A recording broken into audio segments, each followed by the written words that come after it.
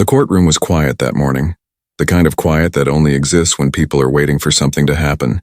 The judge's bench stood tall under the warm lights, papers neatly stacked, the state seal hanging behind like a silent reminder of authority. People shuffled in their seats, some nervous, some indifferent, others just curious to see how justice would unfold that day. Then, the door opened. A woman stepped inside. Not hurried, not scared, just steady, one hand lightly touching the leash of her companion. A golden retriever with the calm posture of someone trained to guide, to protect and to see the world for someone else. Her name was Emma. To many, she may have looked fragile, a small frame, a cane folded into her bag, and eyes that did not track movement or light. But there was something in her posture that suggested strength. The kind of strength built not in comfort but in surviving days others would never understand. Her guide dog, Leo, walked beside her, gentle, alert, loyal. Every step, every pause, perfectly in sync. The kind of relationship only formed through trust deeper than most people will ever feel. Emma stood before the judge's desk, holding a small envelope with trembling hands. Inside were 6 parking tickets, fines that had accumulated one day when she went to her doctor's office and unknowingly parked in a zone temporarily restricted for construction. She hadn't seen the signs, she couldn't see them, but most of the courtroom didn't know the story yet. People whispered quietly, 6 tickets, how does that even happen? She must be careless. Some people just don't follow rules. The prosecutor flipped through the tickets with a cold expression. Routine for him, just another case among dozens. But Judge Caprio watched Emma, not her clothes. Not the fines, not the paperwork. He watched her hands. How she held the envelope. Not in anger, not in defense. In exhaustion, like someone tired of being misunderstood. Not today, but her whole life. Leo sat beside her, eyes forward as if saying, she has walked through darkness her entire life. Show her light. And in that moment, no one in the courtroom knew that this case was about to change more than fines. It was about to change hearts. Emma had been blind since birth. For most people, sight is something they never think about. They wake up, open their eyes, and the world simply appears. But for Emma, the world was textures, sounds, temperatures, voices, and trust. She navigated life through memory and courage, and beside her, always guiding her steps, was Leo, her golden retriever with warm eyes and a steady heartbeat. Leo had been trained for years before they met. He wasn't just a companion. He was her vision, her reassurance, and her independence. Together they formed a small world where love and reliance moved in perfect harmony. People often assumed she needed help, but Emma had built her life to stand on her own. She had learned the bus routes by counting stops. She memorized the sound of crosswalks. She recognized buildings by the smell of nearby stores or how the wind echoed between walls. She never wanted to be a burden. She just wanted to live like everyone else. One afternoon, she had a routine doctor's appointment, something she had done many times before. But that day, all designated handicap parking spots were taken, some by those who needed them, some by those who didn't. And because Emma couldn't see the temporary construction signs placed that week, she parked in the nearest available space, which, unfortunately, had become a restricted zone just days earlier. She didn't know. She couldn't have known. When she came back outside, the first ticket was already on her windshield. Then another. And another. Confused, she reached out and touched the cold glass, tracing the paper edges with her fingers. 6 tickets, issued because the city had updated a parking rule announced visually but not by sound. Not by text to voice. Not accessible to the very people most affected by it. The weight of that moment pressed on her, not just as fines or dollars, but as a reminder. The world around her was made for people who could see, and sometimes, without meaning to, it left people like her behind. Still, she didn't cry. She didn't plead with the officer who happened to walk by. She simply took the envelopes, placed them in her bag, and told Leo, "Let's go home." Because Emma had learned a long time ago, if she broke even once, the world would break her completely. The next week, she stood in the courtroom. Not to fight, not to complain, just to explain this wasn't about money. It was about being seen, even by a world she herself could not see. People in the courtroom shifted uncomfortably. They had assumed she was careless, but now they began to understand. She had simply tried to live her life with dignity, and dignity is something everyone deserves. The prosecutor stepped forward, holding the stack of tickets between his fingers like they were just another case number. To him, the situation was simple. A law had been broken, fines were issued, end of story. His voice came out steady, practiced, professional. Your Honor, the area where Ms. Emma parked was clearly marked as a restricted zone. Temporary signage was installed one day prior. The 6 tickets were issued appropriately. He spoke without malice, not cruel, just detached. But that was the problem. Detachment can sometimes feel like coldness. Judge Caprio glanced at Emma, then back at the prosecutor. Were the signs visual only? He asked. Yes, Your Honor. Standard procedure. Emma stood silent, her hands folded in front of her. She didn't argue. She didn't interrupt. She didn't try to defend herself. She simply waited, like someone who had spent her whole life presenting her truth and hoping the world would choose to believe it. The prosecutor continued, unaware of the weight of his own words. And regardless of circumstances, the law does not make exceptions based on— Judge Caprio raised a hand gently. Based on being blind? He finished for him. The courtroom grew quiet. The prosecutor cleared his throat. I only mean that, if we start making exceptions, it becomes subjective. Emma finally spoke. Her voice didn't shake. It didn't plead, but it carried a softness that cut deeper than any raised tone ever could. I'm not asking for exceptions, she said. I'm asking for understanding. I didn't ignore the signs. I simply couldn't see them. There was no sound alert, no way for me to know. I try to follow the rules. I try to live independently. That's all I want. She didn't raise her head because she didn't need to. Her words found everyone. Her hands tightened on Leo's leash. The golden retriever pressed closer, sensing her quiet hurt like only a companion of the heart could. Some people in the courtroom lowered their eyes. Not out of pity, but because they realized they had been judging her in their minds before they even heard her speak. A woman in the second row whispered, My God, she was just going to the doctor. A man across the aisle swallowed hard. It could have happened to anyone, but the prosecutor wasn't heartless, just structured by routine. And routine can blind people too, Your Honor, he said more softly this time. I understand her situation, but the city ordinance is clear. The tickets were issued legally. Legal, yes. But was it right? Judge Caprio leaned back, hands folded, thoughtful. The courtroom waited. Not for law, but for justice. Because everyone understood now. This case wasn't about 6 pieces of paper. It was about the invisible walls society creates, without realizing who they block. And Emma had walked straight into one. Judge Caprio took a slow breath and removed his glasses, placing them carefully on the desk. It was something he often did when a case wasn't just a case, when a story carried weight. His eyes weren't on the tickets or the paperwork or the legal codes. They were on Emma. He didn't see a defendant. He saw a person, someone who had fought through more in a single day than many people fight in years. He leaned slightly forward. Emma, he said gently, how long have Leo and you been together? She smiled faintly and reached down to touch the soft fur at her side. 8 years, Your Honor, she replied. He's everything. He's how I go to work, to the store, to the doctor. He's how I move through the world. Leo looked up at her and then at the judge as if he understood he was being spoken of. The courtroom felt it, a shift. Not dramatic, not loud, just human. Judge Caprio nodded slowly. You remind me of something my mother used to say, he began. There are people who live life with both eyes open and still fail to see others.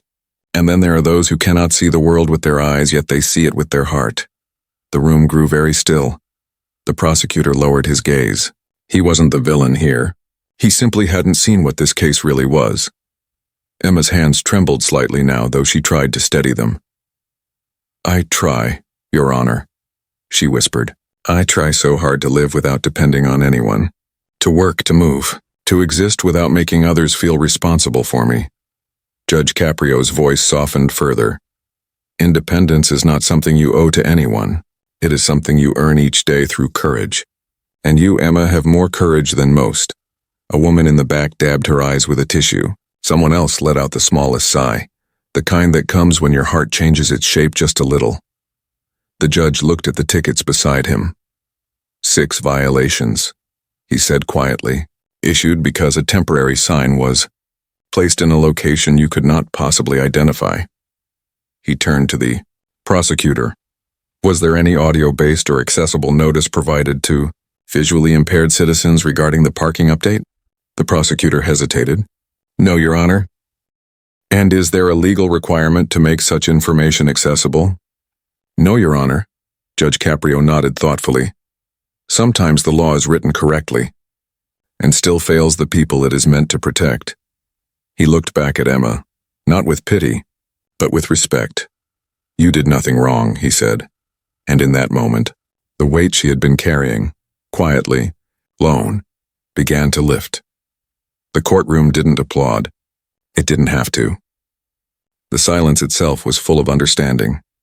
Judge Caprio let a few quiet seconds pass, not for drama but for clarity.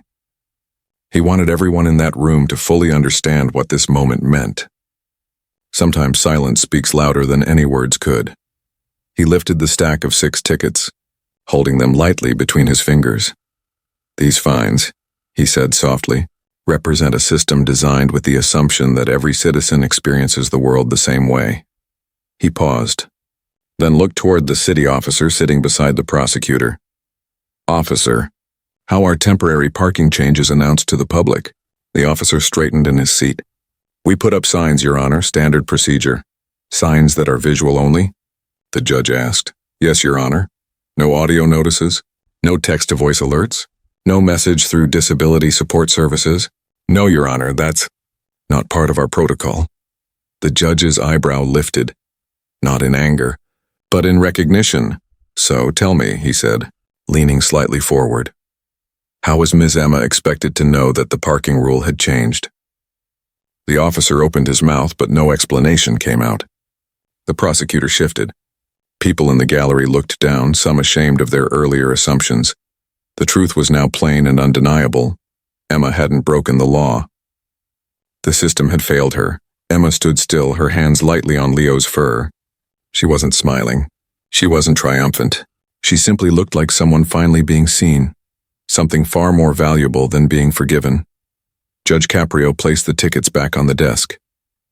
Ms. Emma, he said gently, you did what any responsible citizen would do. You parked as safely as you could. You attended a medical visit, and you returned to find 6 penalties, not because you were careless, but because the system did not consider your reality. He looked at the court clerk. Please note, he continued, that this court recognizes the necessity of accessible communication for visually impaired residents. Then, with a tone firm but kind, and therefore, every one of these tickets is dismissed. Gasps swept through the courtroom like wind, not surprise, but relief. The prosecutor exhaled slowly, and even he nodded, acknowledging the fairness of the decision. The officer lowered his eyes, realizing the flaw wasn't Emma. It was the process. But Judge Caprio wasn't finished. He turned back to the prosecutor. I want a formal report submitted to the city. Our parking and public safety announcements must include accessible formats. Audio phone notices and digital alerts must be considered. We cannot call ourselves a fair community if the law is only visible to those who can see. The courtroom was silent again, but this silence was different. It was full of respect. Emma brought her hand to her chest, not because she was overwhelmed, but because for the first time in a long time, she did not feel alone. Leo wagged his tail once softly, as if he already knew that today. Something important had changed, and it had, not just for Emma, but for everyone like her. The courtroom remained still even after Judge Caprio announced his decision. It felt as though everyone needed a moment to absorb what had just happened, as if respect itself had settled into the air. Emma stood silently, one hand resting on Leo's head. She wasn't crying. She wasn't celebrating. She simply breathed, the kind of slow, grounding breath that comes only when a heavy burden finally lifts off your shoulders. Judge Caprio smiled gently. Emma, he said, you didn't come here asking for sympathy. You came asking for fairness. You have shown strength, grace, and dignity. And I want you to know, and this courtroom sees that." Emma lowered her head gratefully. "Thank you, Your Honor," she said softly. Her voice was steady, but her words carried the weight of years of being misunderstood, overlooked or spoken over. Leo pressed closer to her leg, tail swaying slowly, sensing the shift in her emotions the way only he could. One of the court clerks stepped forward with a tissue box, not to wipe tears of sadness, but to honor a quiet moment of relief. Emma smiled politely and shook her head. She didn't need a tissue. She needed to be respected, and she finally had been. Judge Caprio continued speaking, but his words were no longer just for Emma. They were for every person in that room, and everyone listening on the other side of the screen. "We live in a society where we assume everyone shares the same abilities," he said softly. "But true justice understands differences, and true fairness requires empathy." The prosecutor, who had earlier argued by the book, stepped toward Emma. "Ms. Emma," he said, "I apologize for treating this case as routine. It wasn't. You deserve better, and I will be more mindful going forward." Emma turned her face toward his voice and nodded. "I appreciate that," she replied. "No resentment, no bitterness, just grace." A woman from the gallery whispered, "God bless her spirit." Another said, "This could change things for so many." And she was right. This wasn't just a personal victory. It was a precedent. The court clerk stamped the dismissal papers and handed them to Emma, gently guiding her hand so she could feel where they were placed in her folder. Every movement was done with respect, the kind of respect she should have always received. "Leo," she whispered affectionately. "We're going home." The dog gave a soft, happy bark, just one, like an exhale of joy. Emma turned to leave, not as someone excused, but as someone recognized. As she walked out of the courtroom doors, the sunlight outside didn't greet her eyes, but she still felt its warmth. Because today the world had not felt quite as distant, quite as cold, or quite as inaccessible. Today the world had met her halfway, and sometimes that's all a person needs to keep going. As Emma stepped out of the courthouse door, the world outside looked the same to everyone else. Cars passing, leaves rustling, the faint echo of city life. But for her, something fundamental had changed. She could not see the world with her eyes, but for the first time in a long while, she felt that the world had finally seen her, and that is a rare kind of victory. Most of us go through life assuming everyone experiences challenges in the same way. We forget that for some, something as simple as going to the doctor, crossing the street, reading a sign, or getting through the day requires courage and planning we never have to think about. Accessibility is not a luxury. Compassion is not a favor. Both are rights every human being deserves. Emma didn't ask for special treatment. She didn't demand the law change for her. She didn't shout, argue, or beg. She simply stood with the quiet dignity of someone who has spent their entire life learning how to survive in a world not designed for them. And sometimes, dignity is the loudest voice of all. Judge Caprio's decision that day wasn't about bending the law. It was about honoring the purpose of the law, fairness. True justice does not live in texts and codes alone. It lives in the heart of the person interpreting them. The prosecutor learned something. The officer learned something. The audience learned something. And maybe, someone watching from across the world learned something too. Not to feel pity, but to pause, to notice, to understand before judging. Leo, Emma's guide dog, walked beside her with his tail gently wagging, unaware that millions of people might one day watch this moment and learn what empathy truly looks like. He just knew his job, to guide, to protect, to love without condition. And maybe in his own quiet way he was a teacher too, because love is also a form of sight. As Emma walked down the steps of the courthouse, she did not need applause, attention, or gratitude. She simply needed to know she mattered. And on this day, she did. Respect is not something you show only when it is convenient. Respect is something you show because every person carries battles you cannot see. The strongest people are not always the loudest, the wealthiest, or the most impressive. Sometimes the strongest person in the room is the one who simply keeps going, quietly, steadily, without asking the world to adjust for them. And kindness. Kindness is never weakness. Kindness is power in its purest form.